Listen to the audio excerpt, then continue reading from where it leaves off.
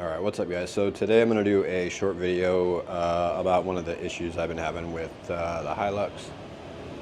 I figure since this is on and on, I may as well show you kind of like some of the struggles that I'm having here with this vehicle. When I got the truck, the passenger door was banging, it wouldn't close. Well, it turns out the door latch was damaged and had just been beat on and beat on and beat on, so it didn't want to like close right.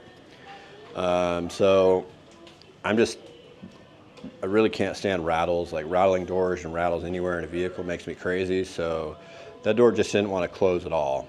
Like it wouldn't roll close, let alone the rattling. So long story short, I found a good lock for that one. I was able to put it in. Driver doors was rattling.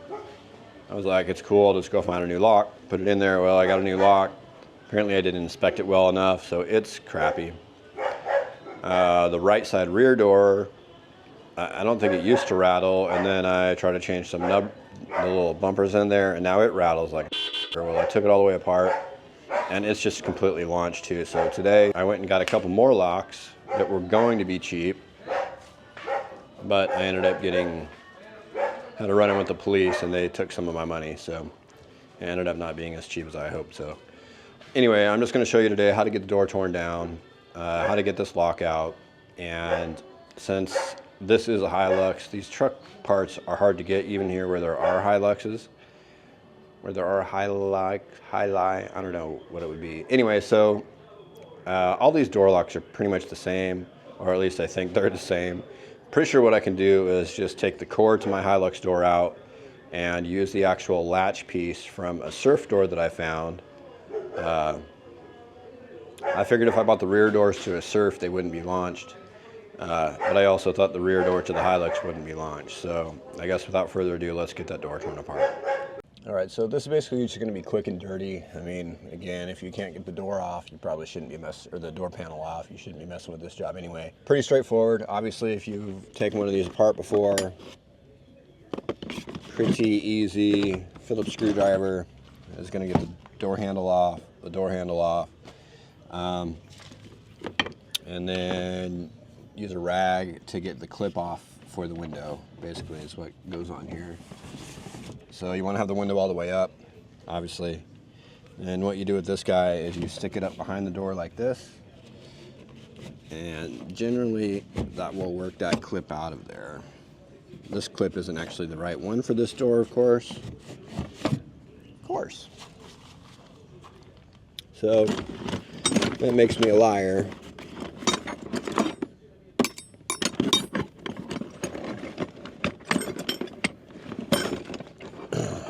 So normally you can pour that out with a cloth, but I can get in here with a little screwdriver because of the way this one is. Pull out this little circlip.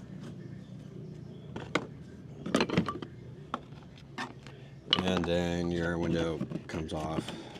Get the little scooching.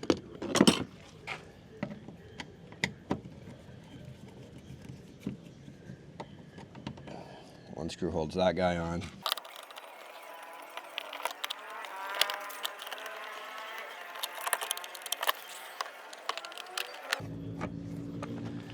Alright, and that holds that guy on. Now, kind of the tricky part about this guy here is, show you this real quick. Where are we here? Okay, so on this door handle, this is clipped into the door like this. So you got to pull it out, and then you'll see you've got your actual rod clip right there, that little green guy. And I probably can't do this one-handed here. Anyway, you're gonna have to get something on that door clip and flip it up out of the way to make it come out. So you haven't seen those, that's what that guy looks like. It wraps around and grabs onto the rod. Okay. Now, you just want to carefully pull the cover off.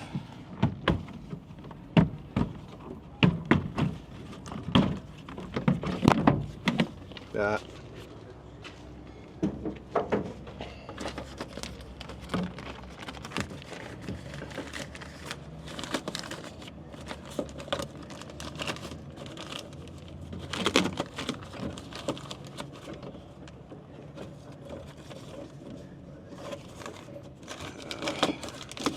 out of the way. Okay.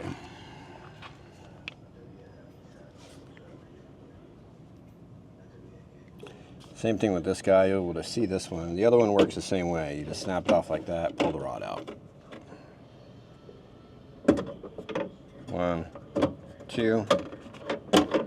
For this particular deal, what I'm going to do here is I'm going to take off the exterior door handle. It has one of the rod clips on it as well, and I'm really trying not to break it.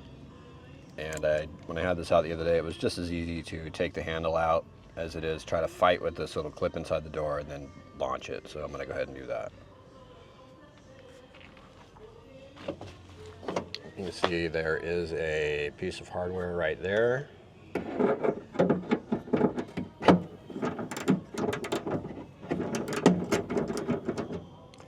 And then, let me be able to see it. The other piece of hardware is right there. Get those out of the way. All right. This gets the door track, or excuse me, the window track out of the way on the inside so we can clear the door handle.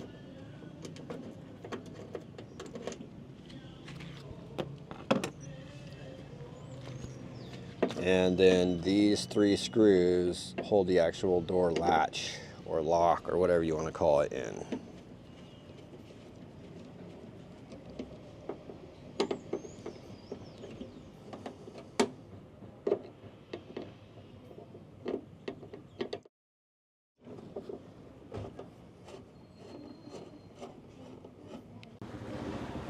Alright, so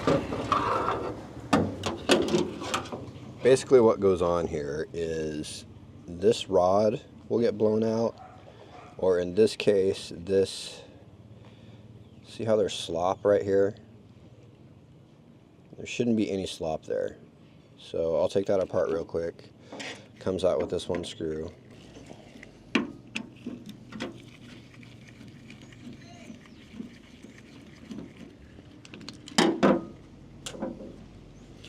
Now, when this comes apart, there's a couple springs in here you don't want to let go launching.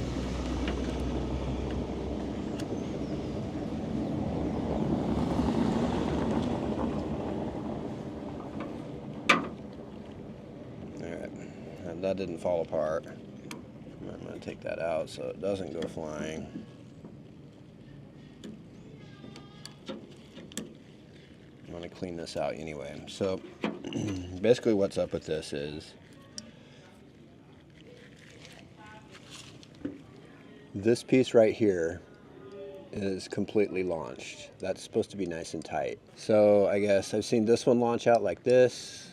On the other ones, this pin right here will get wallered out and it won't work right.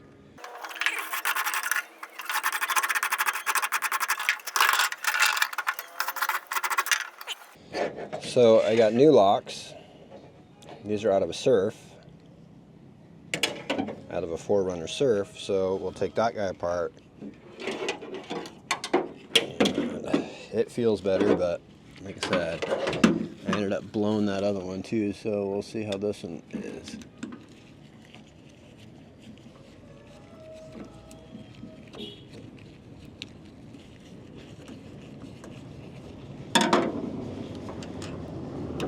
This is already going to be different.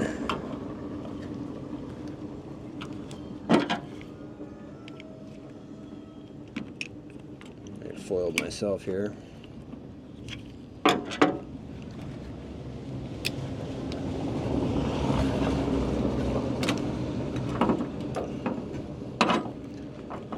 Okay.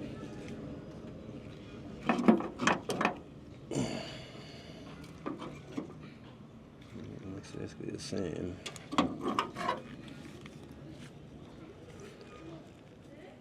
This one is not perfect, but it's definitely much better than that other one. Hopefully, no, that is not going to work. Okay, crisis averted. It looks like this whole assembly piece comes off with the deal, because what had gone on, if you missed it, was first of all, this attachment screw is the different one. that screws through to the other piece too, doesn't it? And then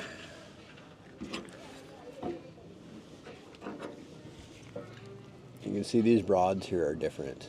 So that piece wouldn't fit into the other piece, so we had to use the 4Runner one. Alright, so basically when this goes back together, this is, you know, where I am up until that point. And so, like I said, you got the 2 springs that go in there to hold everything together.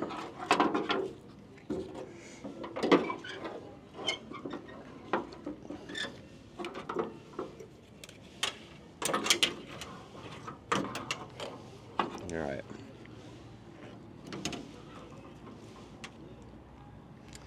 So you will put, this is a much longer spring too. Larger spring goes in this lower hole.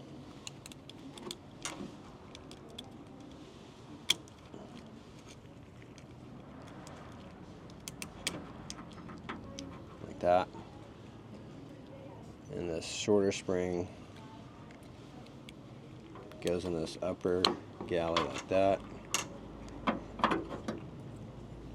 And then the door latch piece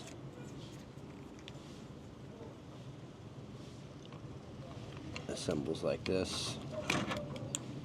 Oh, am I trying to put this in here backwards or what? Why are you going to do this to me like that? Okay, well, as per the usual, so I'll show you real quick what's going on. So this is the 4Runner piece. This little tiny hole is the wrong size to just swap onto my lock. This pinion piece is the wrong size to swap into my door lock. And then going back the other way, like I said, I want to put it into this door lock. This piece ends up being the wrong size, obviously, to work with the 4Runner plate. So considering this is a rear door, I think the best thing to do is just to cut all the nonsense off of this. I will change the actual door. This is the actual door knob lock. I will swap that out. And then this piece should go into the door and work properly. So I'm going to put this one back together here now and get that dealt with and put the door back together. Alright guys, so I got that other door done, and long story short, it was just kind of a pain, and it was just a pain. I ended up filming the reinstall because it was in and out of the door like half a dozen times at least. Ended up being an issue with the actual door release rod.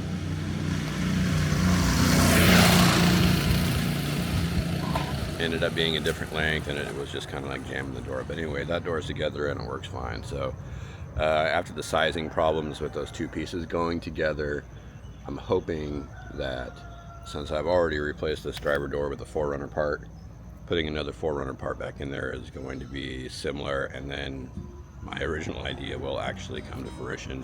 So I'm going to get started tearing this door apart.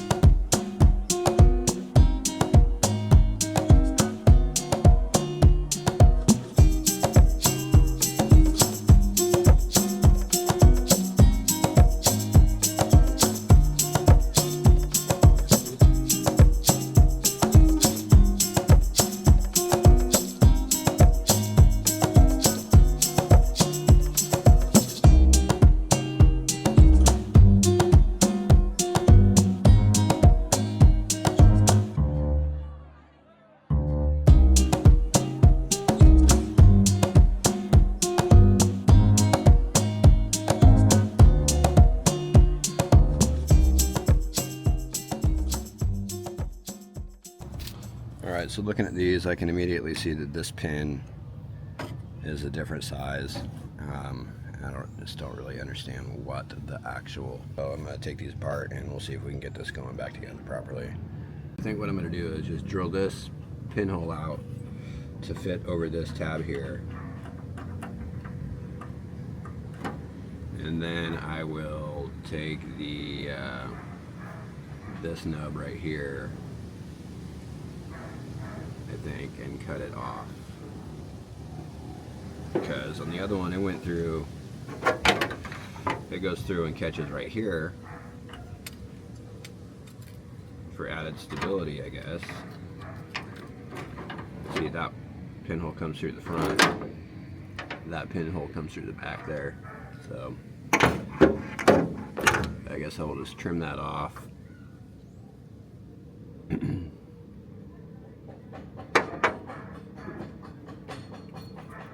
then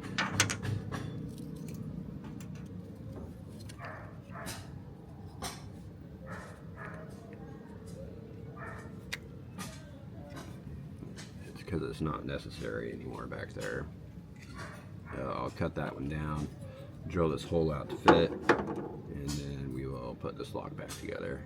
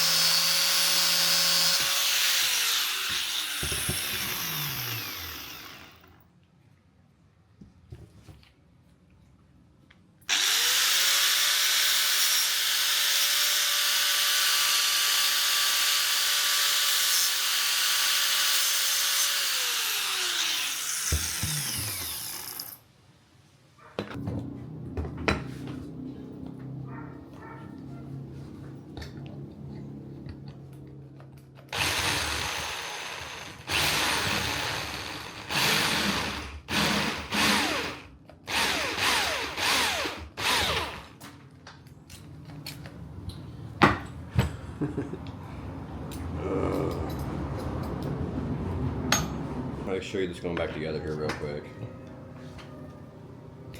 This piece goes on here like that. There's this little bushing piece that sits down over this lower stud. I guess that piece is necessary. Then we have the lock. I just took the nipple off of this little lock. That piece goes on there like that. I'm going to add a little bit of grease to these springs.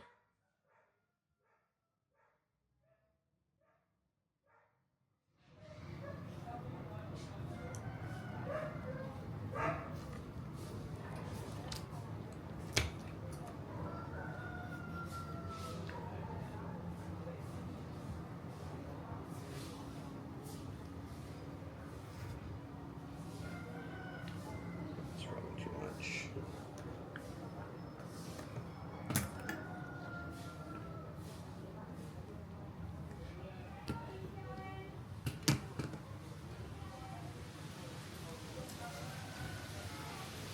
That.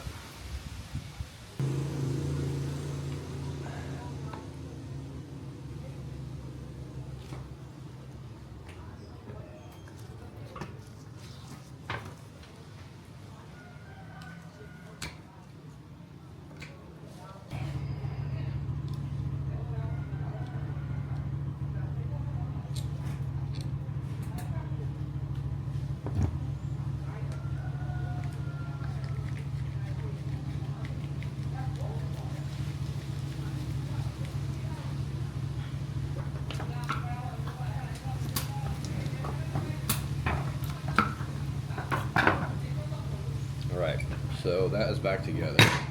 I don't know. This is back together. This is just basically a study in why mechanics hate engineers so much. Just like numerous subtle changes to these locks, there's really no good reason for them to have these variances in the lock. Like I said, I was taking a 4Runner lock, exchanging it with another 4Runner lock, and they're just, again, there are similarities, but again, there's differences, and it's just ridiculous. You know what I mean? Like, the lock is doing the same thing in every position in the car, and they should have just been built the same, so these parts interchange. Normally Toyota, in my opinion, is famous for not doing stupid shit like this and just using all of the same parts across different lines and in different cars and in the same car, and this is just one of those things where, I don't know, it's my own damn fault for thinking I was gonna outsmart the system getting some parts for cheaper, but I guess that's just part of the battle when you're dealing with discontinued parts. Yeah, just annoying. So anyway, there's your lesson in lock changing. It can be done. It's not completely impossible. Just don't expect it to fall together. I would also assume, to some extent, the 3rd gen runner part will fit in here. Basically what I noticed is you have this type of lock where it has a faceplate, and then this secondary piece right here. So after the 02 4Runner, it goes to a piece where this metal plate wraps around the edge to this. So obviously those parts won't interchange with these parts. And I don't know, I'd have to have one in my hand to see whether or not they actually do or not. Visually, the 3rd gen runner stuff probably has some sort of interchange with this, and I tried to get my hands on some of those, but the guys' prices were just ridiculous for used parts. The reality is here, in this country, they are shipping a bunch of the 200,000 kilometer Japanese cars here and just dumping them. So I've quite literally never seen this many 4Runners serfs in my life. It's almost hilarious how many serfs there are here, converted right-hand drive cars. So again, you know, like I talked about in the last video, I will reiterate that the North American market is the niche market, okay? You have to understand that every other country in the world got all these diesel cars, right? There's nothing special about having a right-hand drive car. It just makes it annoying to drive in the left-hand drive world. Yeah, so you just kind of keep that in perspective, because like I said, this dude tried to tell me that the rear locks for the 3rd gen 4Runner are very sought after. I can't wrap my mind around that statement. I just kind of think he was trying to gringo me a little bit. So yeah, needless to say, these parts were cheap. For the 2 locks, it was a pretty decent deal, and it would have been a actual decent deal had I not get pulled over and got fined. So it was hard for me to bring. The other dude wanted to charge me like $80 a piece for used 3rd generation locks. I can't pay that. It's stupid. With that said, I'm gonna put this lock back in and hopefully have a door that no longer rattles.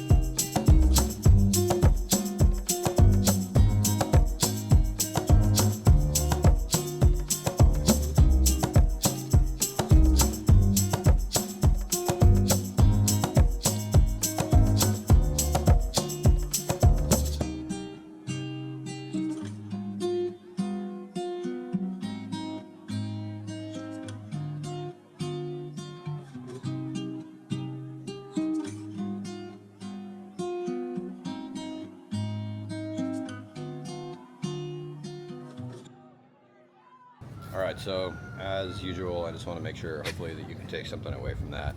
Appreciate you watching. Please like, subscribe, share. Peace.